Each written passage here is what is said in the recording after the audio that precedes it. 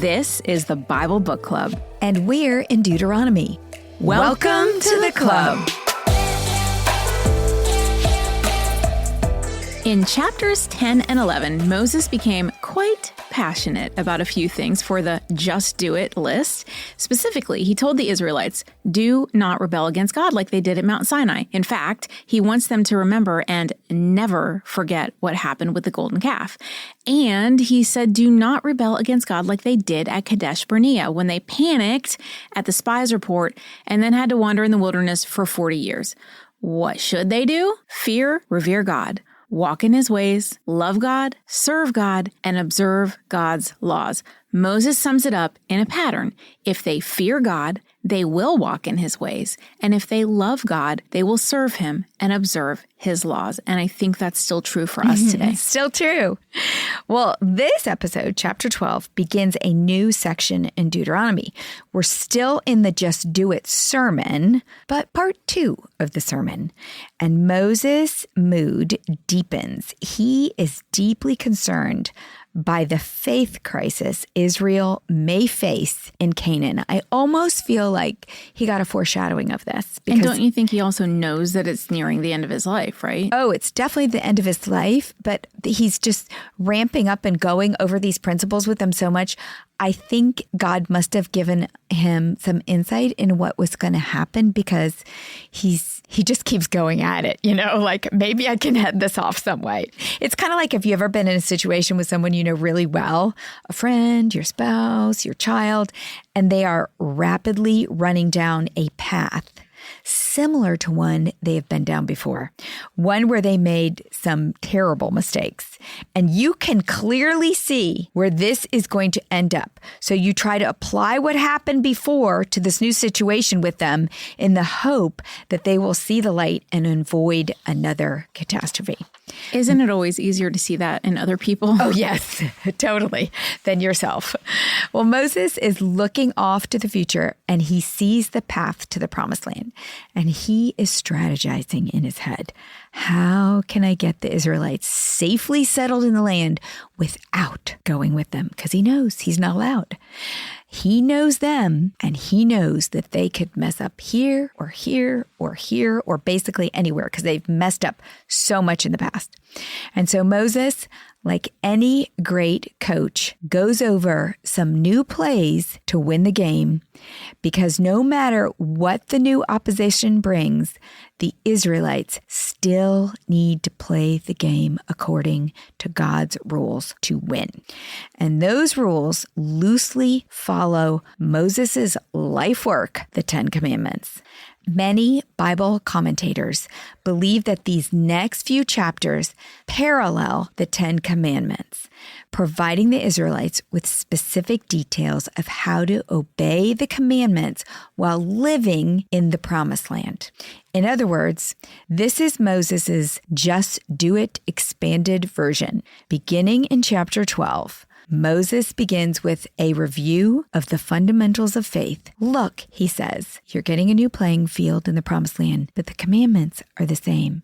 So when you get to the promised land, start the game right and just do it. Obey the first and second commandment, which are, you shall have no other gods before me, and you shall not make for yourself an image in the form of anything in heaven or on earth. Moses knows that if the Israelites are going to keep the commandments, they cannot be like the Canaanites. And the Canaanites have multiple gods and multiple places of worship filled with idols. Moses addresses the second commandment, one place of worship, first. The first thing the Israelites must do is to destroy all Canaanite places of worship and destroy anything to do with idolatry. Chapter 12. These are the decrees and laws you must be careful to follow in the land that the Lord, the God of our ancestors, has given you to possess, as long as you live in the land. Destroy completely all the places on the high mountains, on the hills, and under every spreading tree, where the nations you are dispossessing worship their gods. Break down their altars, smash their sacred stones, and burn their Asherah poles in the fire. Cut down the idols of their gods and wipe out their names from those places. You must not worship the Lord your God in their way. Moses is painting this picture of what's going to happen when they get into this land. Canaanite places of worship were often called high places because they were located throughout the land on hills or mountains. By wiping out the places and names of these Canaanite gods, the Israelites would not remember them, nor would future generations of Israelite children learn of them and be tempted to worship them. Then Moses instructs Israel that they will have just one place of worship, not all these high places all over the place. But you are to seek the place the Lord your God will choose from among all your tribes to put his name there for his dwelling. To that place you must go. Okay, let's talk about this one place. Moses makes it clear that God will choose the one place for his dwelling. Now, his dwelling currently is, remember, the tabernacle that they built, and they put the Ark of Covenant in the most holy place, and that's where he dwells right now. The concept of one place is not a surprise because the Israelites spent a lot of time and energy creating the tabernacle with the one ark for the presence of God to dwell. You can check out all the details of that because we covered it at length in Exodus and in Numbers, season 2 and 4. Currently, the Israelites all lived or camped around this one place, the tabernacle. It was the center of their community. Worship and sacrifice took place right in the middle of the camp. In the Promised Land, they would be spread out over a great distance. So, of course, how will they worship and sacrifice? It's not going to be accessible. Moses is heading off any temptation that they might have to build their own community place of worship. In verse 5, he makes it clear that it is to that place you must go to sacrifice. This will involve a pilgrimage to that one place for all the people who live far from that place. And because they don't know where that place is going to be, that could be anybody. What Moses does not make clear is where and when a permanent location for the ark will be revealed. King David is the one who receives that instruction in 1 Chronicles 21. Listen. Then the angel of the Lord ordered Gad to tell David to go up and build an altar to the Lord on the threshing floor of Araunah the Jebusite. So David went up in obedience to the word that God had spoken in the name of the Lord. While Araunah was threshing wheat, he turned and saw the angel. His 4 sons who were with him hid themselves. Then David approached, and when Araunah looked and saw him, he left the threshing floor and bowed down before David with his face to the ground. So more stuff happened, and in summary, David purchases the threshing floor from Araunah for the Lord, and then the Lord spoke to the angel, and he put his sword back in its sheath. At that time, when David saw that the Lord had answered him on the threshing floor of Araunah the Jebusite, he offered sacrifices there. The tabernacle of the Lord, which Moses made in the wilderness, and the altar of burnt offering were at that time on the high place at Gibeon. Okay, so the tabernacle is currently at Gibeon, but God has given David instructions to buy this place for the future temple. David bought the land under the instruction of God, and it was on that site that David's son, King Solomon, built the temple. Now, the history behind the place David purchased for the temple to be built is very interesting. And we talked about this a few seasons ago, but I want to bring it up here because it's really cool. Araunah's threshing floor was a rock located on Mount Moriah.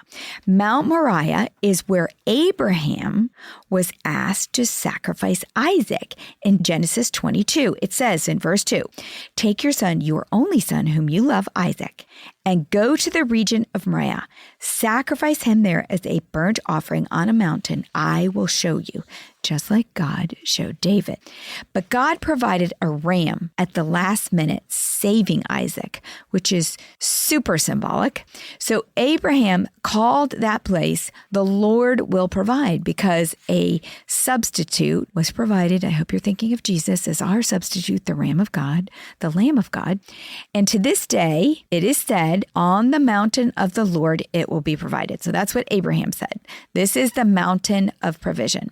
So what will the Lord provide on this mountain? Let's take a closer look at what's happened on this very mountain, this rock, this threshing floor that David purchased years after Moses said there would be one place, which was years after when Isaac was almost sacrificed there. So right now you're just kind of setting up, giving us we're going back to the future, basically. Yes, we're going back to the future. Yes. And you're giving us a glimpse into the fact that God keeps his promises, and he'll do the same for you today. But this is just a tangible example of how God keeps his promise to Moses, even though Moses doesn't know what it's going to look like. Correct. This is a very special place.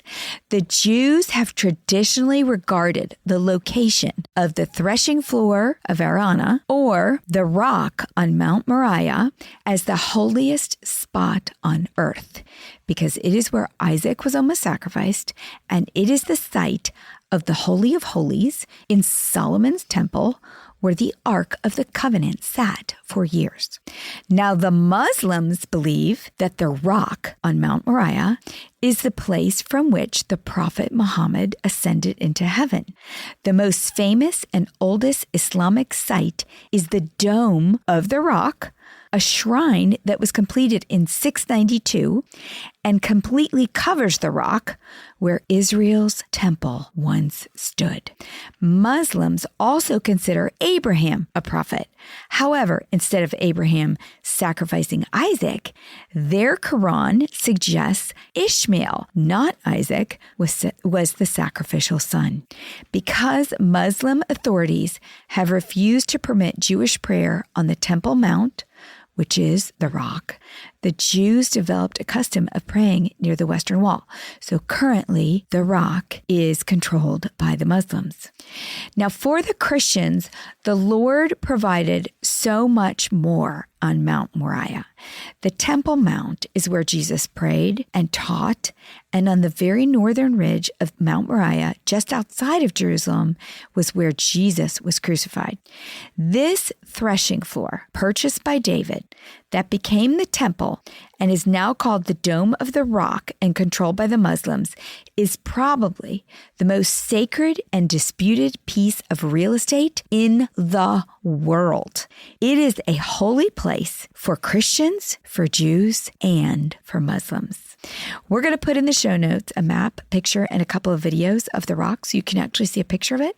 And you can actually look at even a couple videos, because it's just fascinating to know, as we're reading these Old Testament verses, that this was promised to the Jews. Now, note, the good news for us is that we no longer are restricted to one place of worship. So for the Christians, this is not huge. Paul said it's not huge to us anymore that we don't have access to this rock. Paul in 1 Corinthians 3 tells us that, don't you know that you yourselves are God's temple and that God's Spirit dwells in your midst? If anyone destroys God's temple, God will destroy that person, for God's temple is sacred and you together are that temple. But to the Jews who were exiled from Jerusalem because they didn't keep God's word, this place is something they want back, and it's controlled by the Muslims. Now, next, Moses reviews with the Israelites what they must do at this one place of worship, which he explained first in great detail in Leviticus, but this is continuing on in Deuteronomy. Verse 6, there bring your burnt offerings and sacrifices, your tithes and special gifts, what you have vowed to give, and your freewill offerings, and the firstborn of your herds and flocks. There, in the presence of the Lord your God, you and your family shall eat, and shall rejoice in everything you have put your hand to, because the Lord your God has blessed you. You are not to do this as we do here today, everyone doing as they see fit, since you have not yet reached the resting place and the inheritance the Lord is giving you. But you will cross the Jordan and settle in the land the Lord your God is giving you as an inheritance, and he will give you rest from all your enemies around you so that you will live in safety. Then, to the place the Lord your God will choose as a dwelling for his name, there you are to bring everything I command you, your burnt offerings and sacrifices, your tithes and special gifts, and all the choice possessions you have vowed to the Lord.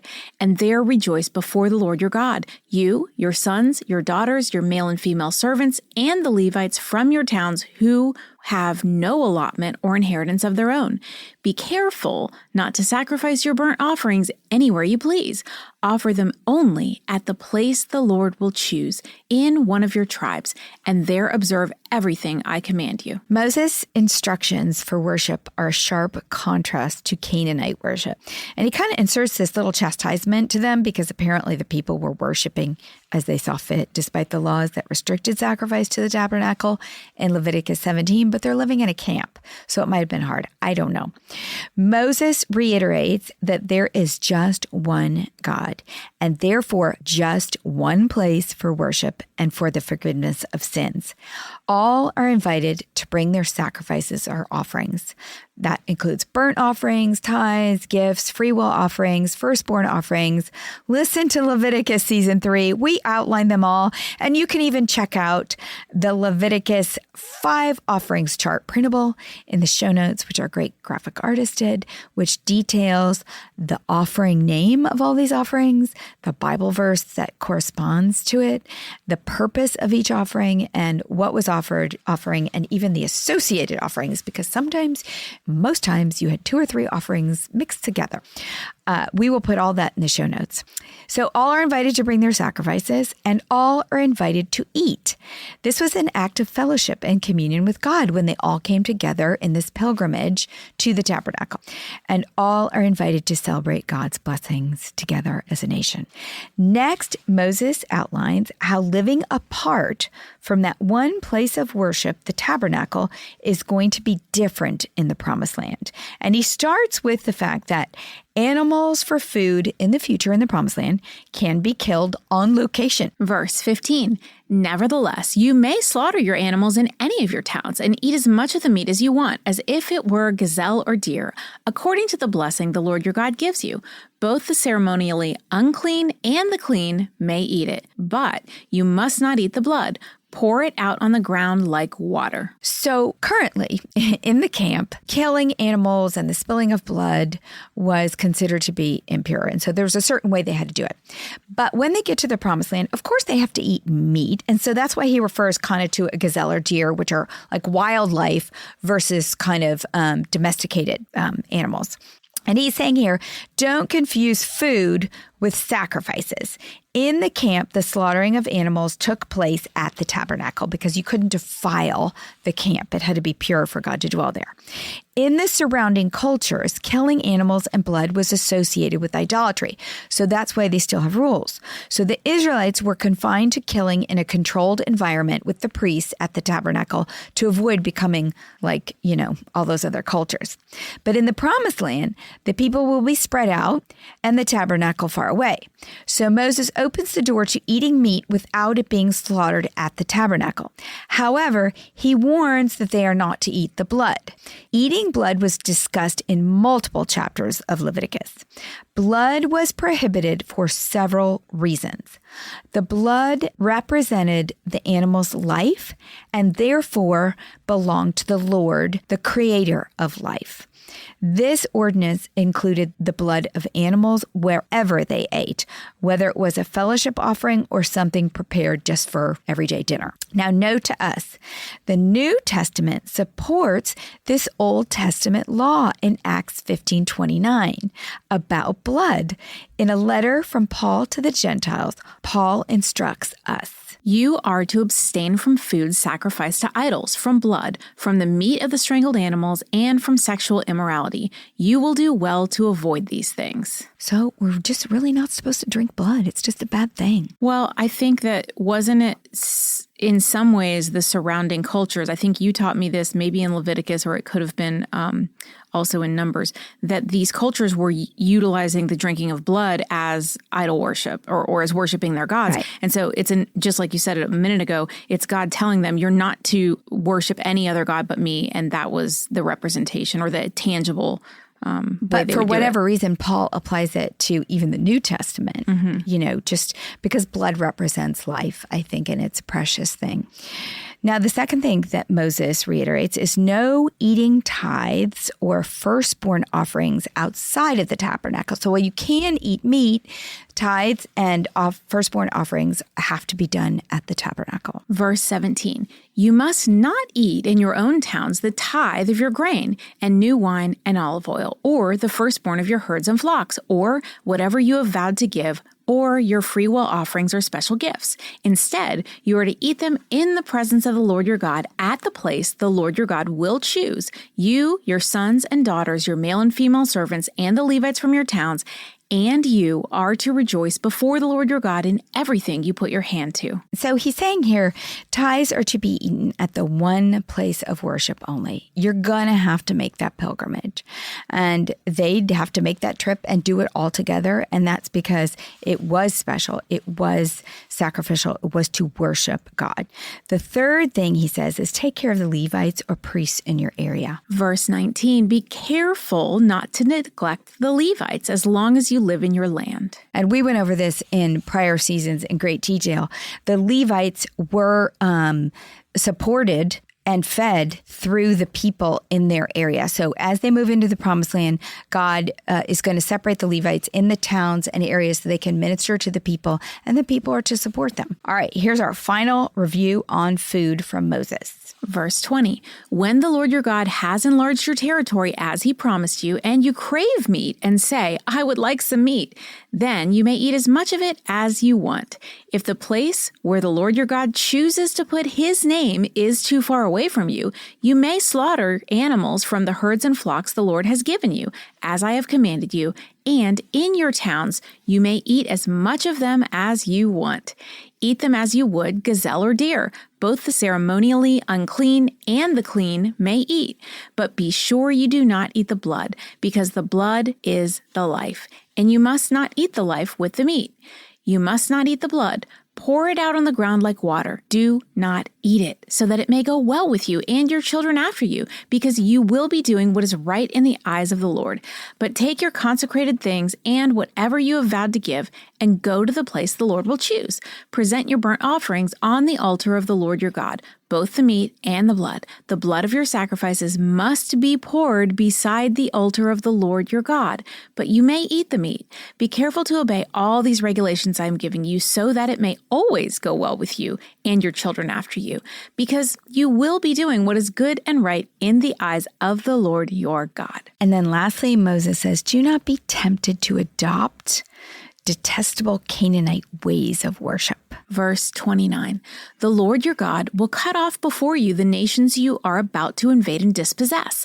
But when you have driven them out and settled in their land, and after they have been destroyed before you, be careful not to be ensnared by inquiring about their gods, saying, how do these nations serve their gods? We will do the same. You must not worship the Lord your God in their way, because in worshiping their gods, they do all kinds of detestable things that the Lord hates. They even burn their sons and daughters in a fire as sacrifices to their gods. See that you do all I command you. Do not add to it or take away from it. Moses is getting really dramatic, but it's important. He said they even burn their children, he's just drama. Escalating. And he's used that phrase that we know so well now, be careful, be careful, be careful. And remember that the Hebrew word for be careful is shamar. And we discussed it, I think, in last episode. Shamar means to put a hedge of thorns around it, protect it, as if your life depends on it. In summary, put a hedge of protection around these commandments, and you will be blessed. If you don't, you will be exiled. This land that you are being given, you will be driven out of. Now, chapter 13 continues, but chapter 12, Moses addressed this one place of worship, which is really the second commandment. Moses addresses the first commandment in chapter 13, worship one God, or you shall have no other gods before me, is what the commandment reads. Moses warns the Israelites about apostasy, which is just a big word for abandoning God. Moses is justly worried about this, and he gives several examples of how it could happen and what to do if it does happen. Again, he sees them moving into this playing field, this new area, and just going crazy. Like, oh my gosh, we have land and we have fruit and we have food. And remember, they've been eating manna and all kinds of terrible things forever. They've been living in this camp, and they're going to get spread out. And he just is so worried that they're going to be tempted and they're not going to stick to what they've been instructed to do. This again, Moses' life work, these 10 commandments. So the first he warns about is the temptation to follow false prophets, which he knows if they don't kill all the Canaanites, it's just going to be a free-for-all of false prophets. Chapter 13. If a prophet or one who foretells by dreams appears among you and announces a sign or of wonder, and if the sign or wonder spoken of takes place, and the prophet says, "Let us follow other gods, gods you have not known, and let us worship them," you must not listen to the words of that prophet or dreamer. The Lord your God is testing you to find out whether you love him with all your heart and with all your soul. It is the Lord your God you must follow, and him you must revere. Keep his commands and obey him. Serve him and hold fast to him. That prophet or dreamer must be put to death for inciting rebellion against the Lord your God, who brought you out of Egypt and redeemed you from the land of slavery.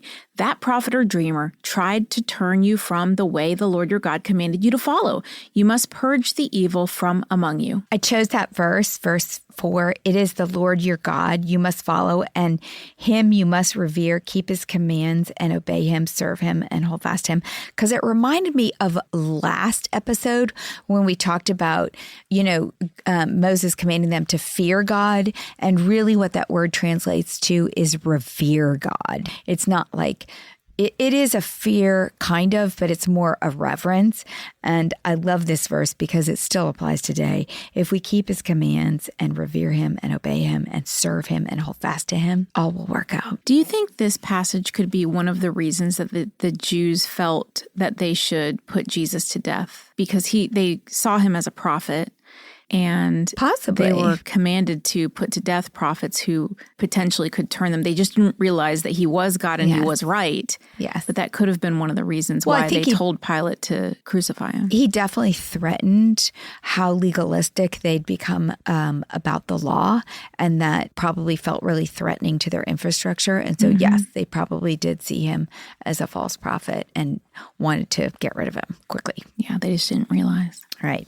The second temptation to abandon God could come from a relative. Verse 6, if your very own brother or your son or daughter or the wife you love or your closest friend secretly entices you, saying, "Let us go and worship other gods, gods that neither you nor your ancestors have known, gods of the peoples around you, whether near or far, from one end of the land to the other, do not yield to them or listen to them. Show them no pity. Do not spare them or shield them. You must certainly put them to death. Your hand must be the first in putting them to death, and then the hands of all the people. Stone them to death, because they tried to turn you away from the Lord your God, who brought you out of Egypt, out of the land of slavery. Then all Israel will hear and be afraid, and no one among you will do such an evil thing again." It sounds really severe, but this is how radical they needed to be to make sure that they followed God and did not succumb to the culture around them, which is kind of convicting to us today. Do we put up a hedge of thorns around ourselves or our families to protect us from the culture? It is like when you see how radical they are, it kind of is convicting that we are just not as intense. Well, we've become about the Lord. apathetic over time. Yes. Yeah, exactly. The third temptation to abandon God could come from the community. Verse 12, if you hear it said about one of the towns the Lord your God is giving you to live in, that troublemakers have arisen among you and have led the people of their town astray, saying, "Let us go and worship other gods, gods you have not known," then you must inquire, probe, and investigate it thoroughly. And if it is true, and it has been proved that this detestable thing has been done among you, you must certainly put to the sword all who live in that town. You must destroy it completely, both its people and its livestock. You are to gather all the plunder of the town into the middle of the public square and completely burn the town and all its plunder as a whole burnt offering to the Lord your God. That town is to remain a ruin forever, never to be rebuilt, and none of the condemned things are to be found in your hands. Then the Lord will turn from his fierce anger, will show you mercy, and will have compassion on you. He will increase your numbers, as he promised on oath to your ancestors, because you obey the Lord your God by keeping all his commands that I am giving you today and doing what is right in his eyes. Moses warns that the temptation to abandon God, or apostasy, can come from anywhere, from a false prophet, a family member, or an entire community. No matter where it comes from, the response is the same. The false prophet must be put to death. The Israelites have witnessed firsthand what can happen when they abandon God, as they did in Numbers 25, Season 4, Episode 13, when they mixed it up with the temple prostitutes and worshipped Baal pure. The priest, Phinehas, the killer priest, we called that episode, was the model for righteousness and speared the man and the prostitute in one swift move. But this problem of apostasy is not going away. And while many future heroes like Elijah and Josiah remember Moses' words and take action, there are so many Israelites that don't. And apostasy becomes a cancer in Israel that leads to exile from the Promised Land. Our New Testament Moses counterpart, or second Moses, as he is sometimes called, the Apostle Paul, addresses apostasy in Galatians 1. And just like Moses, he repeats himself to make sure we heard him correctly. Galatians 1, verse 8. But even if we or an angel from heaven should preach a gospel other than the one we preach to you, let them be under God's curse. As we have already said, so now I say it again, if anybody is preaching to you a gospel other than what you accepted, let them be under God's curse. The Greek word for this expression, under God's curse, is anathema, which means eternally condemned. Paul is saying twice here, if anyone preaches to you other than what they have preached, they should be eternally condemned. The lesson for us is this. The fundamentals of faith, the 10 commandments, apply to us also. We, too, can easily fall prey to false idols. And our false idols are usually much more subtle, a slow creep that can cause a huge chasm in our loving the Lord with all our heart, our soul, and our strength.